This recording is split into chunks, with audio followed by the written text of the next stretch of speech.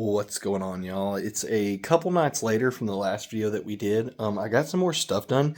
You can't see it right now because I have everything piled on top of the box. I have my, sorry, my camera lens was shut there. I have my table piled on top of my box because of the limited space. But you can see we got the bottom piece done. We have both side walls attached and they are just as strong as can be. And now we are working on the top angle pieces. I already did one, but I wanted to film kind of doing the second one. This is what the top angles look like. They are 45'd on the edges, and I cut them on the saw earlier. But where these go, if I can do this one-handed, this piece is kind of heavy to do one-handed. They are going to go right like so.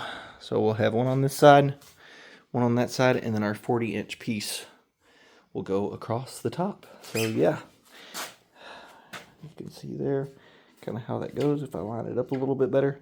This has not been glued yet, this piece. It is 2 layers. I just screw them together and then cut the whole thing on the table saw, but you guys are fixing to watch me do that. So we've got one of these done already. It turned out actually really well. I said in a previous video that my table saw, apparently the adjuster like screw had rusted or something. I don't really know. But I came out here, sprayed it down with PB Blaster like crazy. And yeah, it loosened up and started working. So the table saw is back up and running. Thank goodness, because I was not sure how I was going to do these pieces because I could not do that with my skill saw. So I was already trying to think if I could borrow a table saw from somebody or if I was going to have to buy one. But anyway, we've got 2 6.5-inch strips to cut, and then we will put those together. And then we will take the longest edge and we will cut 2 45-degree angles into that. And it should turn out just perfect. I was trying to think about how I was going to do this. I think I'm going to attach both of these to the roof piece and then put the entire roof and those as one piece onto the box, because I think that will probably be the best way to line everything up. So anyway, we're going to get to cutting some wood on the old table saw here, and I think this piece is just short enough I can get by with doing it on the table saw. And so like I said, the one earlier turned out really well. So rinse and repeat. Here we go.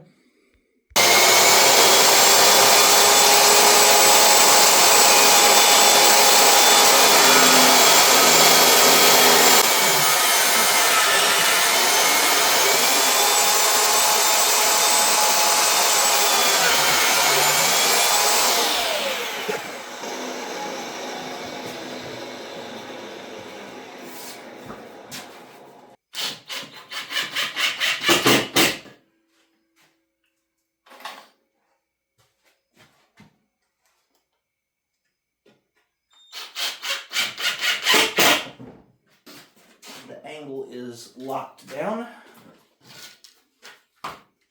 and now we're going to make this 45-degree cut on both sides.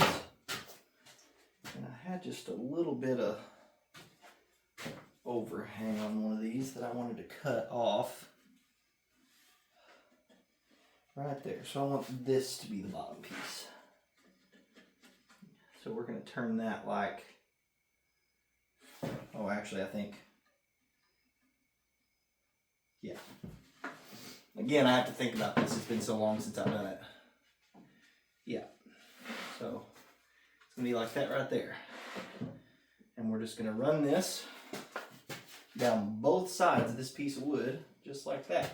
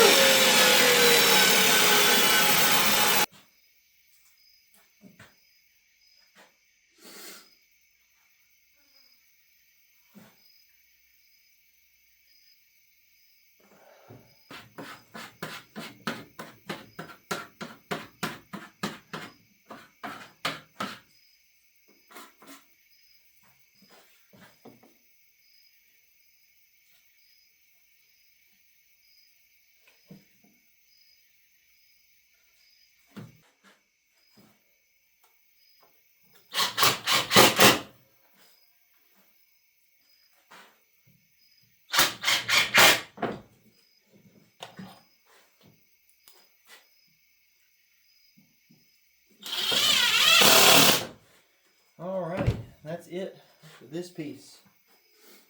With that little piece of foam, I had to wipe that glue off. Not really entirely sure what I did with it. Huh. Scrub as much glue as I can off there, because when it comes time to actually bond this to the full enclosure, I like to have as raw edge of wood as I possibly can. I don't want it to be sealed off with glue, and that's why I'll usually take a piece of sandpaper right before I bond these, and I'll actually sand the edges back down again, sand all the glue off the outside. That way I have a nice raw wood edge. I don't know if it makes any difference, but it does in my brain, so therefore it makes a difference, right? Alright, I think that's about as much as we're going to get off this piece. There we go. Beautiful. Alright, y'all.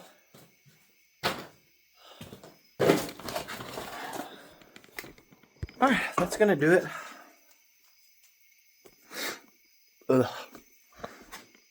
Alright, that's going to do it for this evening. That's all I'm doing. It's really late. Like I said, we got in really late, but I was just sitting here thinking about those pieces, and I really wanted to go ahead and get the second one cut and go ahead and get them both glued. The second piece didn't turn out perfect, I'll be completely honest, but I think it's close enough. I think about maybe half of that piece. There was a second piece, and I don't think I got my cut exactly even when I was straight edging it. And so the half of them is maybe going to have like a 1/16 that it's not going to fully contact the front. But we're using PL, and that's the nice part about PL. We're just going to layer that sucker up, glue it right in, and I promise you it'll stick. So that's what we're going to do. Like I said, I think I said earlier in the video, I'm not sure. I'll cut this out if not. But we're going to do the roof piece next. That'll be the next thing you'll see in this video here in just a minute. I've got, I think, 3 more sheets over there. And it's going to take, I think, 2 of those and 1 of these half sheets to do the roof. But after that, we should have a shell complete anyway, minus front, back, and baffle. So I'm pretty excited about that. So next thing y'all see is the roof piece getting all glued together. So see you soon. What's up, you guys? Just a quick update here. I was just going to let you know that I finished the roof up. So I've got that 3 layers thick there. I wasn't going to joint that at first, but I did go ahead and do that. Especially because I'm going to have braces that go from the baffle to the roof anyway. So not only is this piece still 3 layers thick, it's also going to have a brace. So I just went ahead and did that same center cut thing that I did before. And yeah, I think it'll be perfectly fine. So what I've got to do now, I got my 2 corner pieces here that are 45'd, and those go, I think I showed you this once already, those go right here. If I can do this one-handed, those go right there like that to create an angle for the roof to set in. So I was going to go ahead and attach these to the box. However, I think I'm going to go ahead and attach these to the roof like so. Just like that. And then I'll have one over there, and we'll set the whole piece on there as one big giant thing. So anyway, I've actually got to get this piece flipped over because I want this side on the outside of the box. That way I don't have to fill screw holes.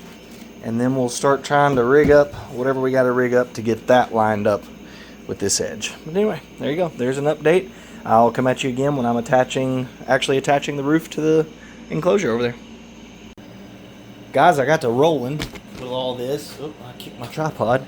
I got to rolling with all this, and I forgot to turn my camera on for this part. It's kind of a monumental moment.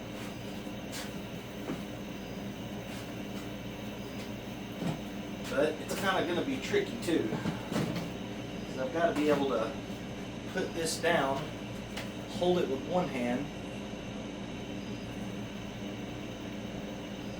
and do up the screw with the other hand, all while kind of holding this in the complete correct position.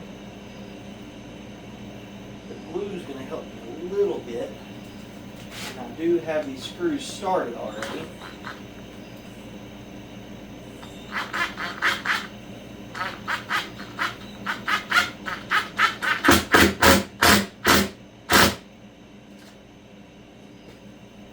There's one end.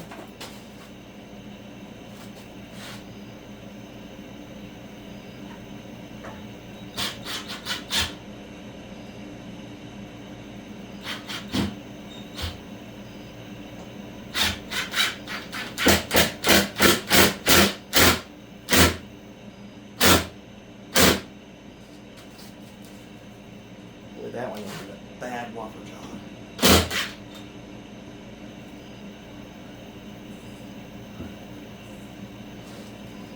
Problem is if I over tighten it, which I did, it allows this to move ever so slightly. It's a little off kilter.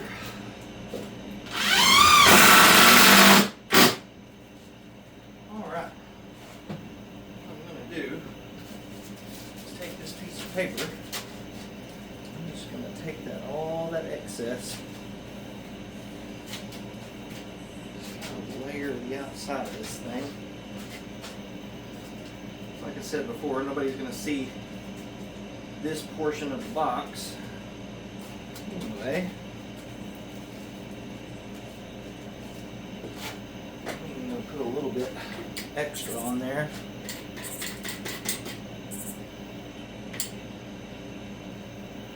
Taboo, you know, if you're using construction adhesive, well, that's because your joints aren't tight enough for wood glue. And you know what? They would be absolutely correct. My joints are not tight enough for wood glue.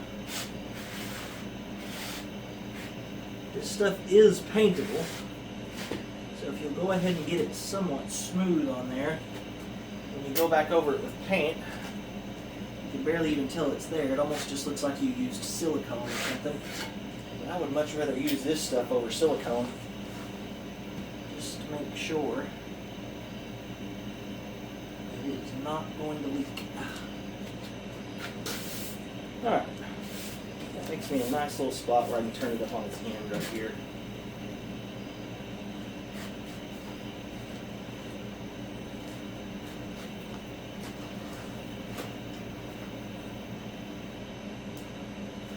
Do the same thing we did, just on the end.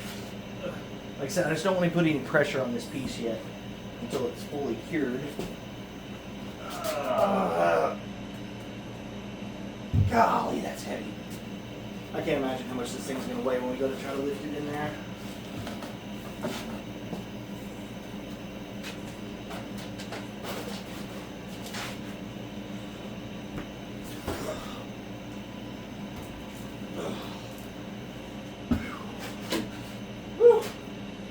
A spicy meatball.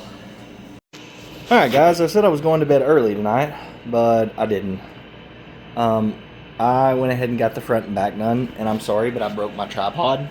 So that's the reason I didn't film any of it. But yeah, all I basically did, I took all those little half sheets that I was saving up from all my long cuts from earlier, and since I pieced a lot of those together, I had a lot of half cuts left. And so all I did was take those. They're exactly 48 inches wide. All I did was take them, butt them straight up to the back of this. I just screwed the first layer into the enclosure and put 3 screws in it. And then I just took my router and just followed the enclosure around. This is what I was talking about before when I said I'm using 48-inch plywood, but my enclosure is slightly wider. I just have a little lip there, and I have a little lip there, which is not a huge deal because there's still plenty of wood that I'm gonna be gluing into, and I mean, frankly, the back piece is glued all the way around. So yeah, should be strong as heck. I've just still gotta glue all 3 of these pieces together, and then we have to cut the front port out of the front baffles. I still haven't really figured out how I'm gonna do that. This is actually this is what I'm calling the front right now anyway. I guess either or. Frankly, my edges were prettier over here, so this is going to be the front. But I've got to cut a square hole right there for my front port. And I've got to do that in all 3 sheets. So I'm trying to figure out how to do that and get a perfectly clean, perfectly matched front hole opening. I really don't want to jigsaw them. So I'm really considering taking a scrap piece of plywood from over there from the scrap pile and cutting my hole out of that and making sure it's absolutely perfect, and then using that as a template to cut all 3 of the holes, and that way they perfectly match. And really all I have to do is get one of these cut perfectly, and then I can just use the flush trim bit to make the other 2 match where it's all nice and pretty. And then we'll switch to our round over bit and round all that. But I wish I could show you inside the enclosure. But actually, hold on just a second. I'm gonna take these off anyway, so I'll show you inside the enclosure. All right, so there it is without the front on. Sorry I can't go to a wide angle because I need the flashlight on. There we go. I need the flashlight on to show you inside. But as you can see, everything wasn't perfect. I had some goofy cuts and goofy pieces, and the angles were really bad. These were really bad, and I'm not really sure exactly why. I mean, I cut them on the table saw. I cut it to 45 degrees. I'm really not sure what went goofy there, but something went goofy with both of those pieces. It's almost like the whole thing was slightly twisted, so I'm not really sure why that happened. But things were a little wobbly and a little twisty. But I just centered it as best as I could, and yeah, just threw her down there, you know what I'm saying? But it's on there. It's construction adhesive in place, as you can see, with more construction adhesive than what was actually probably needed, but here we are. So here's inside. All 3 layers thick. So pretty much all we got to do is cut a hole out of that side for the front port, and then we've got to get some baffles cut. I've completely goofed on that sheet of plywood over there. I forgot I was cutting 48 inches wide, and my dumb butt laid it flat against the baffle over there and routed it. So I cost myself an extra sheet of plywood. So we're actually going to need 3 sheets. But what'll be nice is, because I thought I might need 3 sheets anyway, and I think I would have, because I'm gonna need something to cut the port wall out of. I've got a big piece that goes here for the port wall. But yeah, there she is, ladies and gentlemen. I'm pretty happy. I did have some goofy edges here where it didn't exactly line up. Again, this angle piece was what was whopper jawed. So I ended up taking this little like flat handsaw, and these are really nice for cuts like that because it will lay completely flat against something. So let's say this piece was off just a little bit. I can lay that flat and just kind of slide it along, and as you can see, that's even working like sandpaper right there, and just kind of shaving that off, and you can get them a lot closer. I'm not saying it's exact, because it's not, but I mean, when I screwed the piece of plywood in, there was no gaps. So, you know, I guess that's all you could really ask for. I'm actually really considering using wood glue, and that's how flat these are right now, because those go pretty tight to this. So I'm halfway in between using wood glue and using construction adhesive. I've already used so much construction adhesive on this, I'll probably just continue with that. It's just a lot cleaner not using that, but oh well. So we got to do the baffle. We got to cut the front hole out, and once we do the port pieces baffle in the front hole, this puppy is ready to slide in the vehicle. I've got to decide on paint colors like really fast. If anybody does watch this, what do you think for paint colors? Like inside the box and in the interior. I'm kind of thinking like, because I have green wire, and I always like incorporate green into every build I do. So I'm kind of thinking like this time probably like maybe like green and teal, or green and turquoise, or turquoise and purple. I don't really know. Let me know what you think if you're watching this. So anyway, we're gonna get all these back pieces glued together.